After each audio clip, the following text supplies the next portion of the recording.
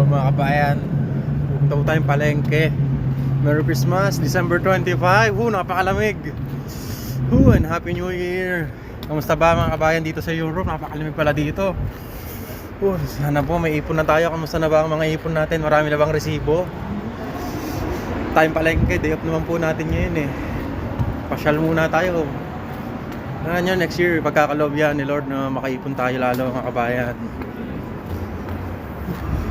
So, talaga sa mga OFW natin, kinakaya nyo itong gantong layo sa pamilya, gantong lamig, no? Ngayon mo mamimiss yung Pilipinas pag gantong holiday eh. Kasi kalimitan gantong araw, sama-sama tayo, pero wala, mas kailangan natin ito pa rin yung pangarap natin, hindi lang para sa atin, kundi pati na rin sa pamilya natin, no? Habang lakad na tayo dito, lamig.